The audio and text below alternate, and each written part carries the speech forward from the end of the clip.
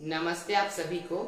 मैं शाग्निक पुरकायस्थ कक्षा 8वीं का छात्र आज आप लोगों के समक्ष स्टोरी टेलिंग प्रतियोगिता के अंतर्गत एक कहानी लाया हूं। उस कहानी का शीर्षक है गुरु और शिष्य। प्राचीन काल से ही भारतीय संस्कृति में गुरु और शिष्य का एक घनिष्ठ संबंध रहा है। गुरु सदैव अपने शिष्य के उज्जवल भविष्य का कामना करते हैं। समय अनुसार शिष्य को उचित शिक्षा देकर उनका मार्गदर्शन करते हैं। एक नगर में एक गुरुजी रहते थे। गुरुजी के दो शिष्य थे, रमेश और उमेश। वो दोनों बहुत ही आलसी थे और कामचोर भी थे। वो कोई भी कार्य को सुचारू रूप से नहीं करते थे और उस कार्य के लिए वो बहुत से बहाने बनाते थे। तो इस बात से गुरुजी बहुत ही चिंतित थे और उसको सुधारना चाहते थे। एक बार गुरुजी पूजा करने के लिए अपने आसन पर बैठे।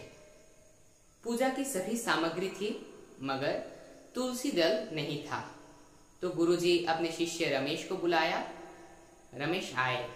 गुरुजी ने रमेश से कहा, रमेश, मेरे लिए तुलसी दल लाओ।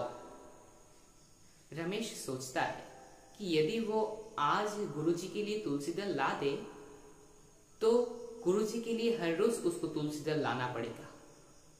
तो रमेश गुरुजी से कहता है, गुरुजी, मुझे नहीं पता तुलसी दल क्या है।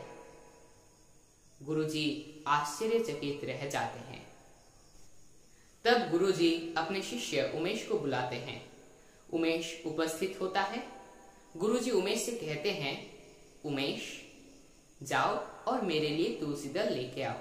रमेश को पता नहीं तुलसी दल क्या होता है। उमेश तभी समझ गया रमेश की चालाकी। तब उमेश रमेश से कहा, रमेश, तुझे पता नहीं तुलसी दल क्या होता है? पता है, तुलसी दल एक बड़ा सा पेड़ होता है जिसमें बड़े बड़े पत्ते आते हैं और उसमें बड़े बड़े फल और फूल आते हैं। तब गुरुजी आश्चर्यचकित रह जाते हैं। वह उन दोनों से कहते हैं कि देखो, मैं तो अभी पूजा करने के लिए बैठ गया हूं, मैं पूजा स्थल से उठ नहीं सकता। तुम दोनों एक काम करो, मेरे आसन सहित मुझे उद्यान में ले चलो और मैं वहां से जाकर स्वयं ही तुलसी दल ले लूंगा और तुम दोनों को समझा दूंगा कि तुलसी दल क्या होता है और दिखने में कैसे होता है। अभी रमेश और उमेश बहुत ही मुश्किल में पड़ गए थे मगर उनको गुरुजी का आदेश मानना था। तो उन्होंने गुरुजी को आसन सहित उठाया और उद्यान में ले गए और उद्यान से वापस पूजा स्थल में ले आए। उन दोनों का हालत बहुत ही बेहाल हो गया था। पूजा समाप्त हुआ।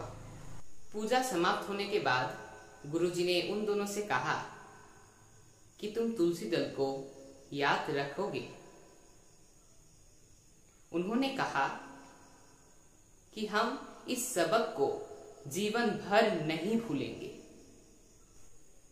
समय एवं शिष्य के मनोभाव को समझकर दी गई शिक्षा सार्थक होती है। इस प्रकार गुरुजी के शिष्य रमेश और उमेश का आलस्य भाव दूर हो गया। धन्यवाद।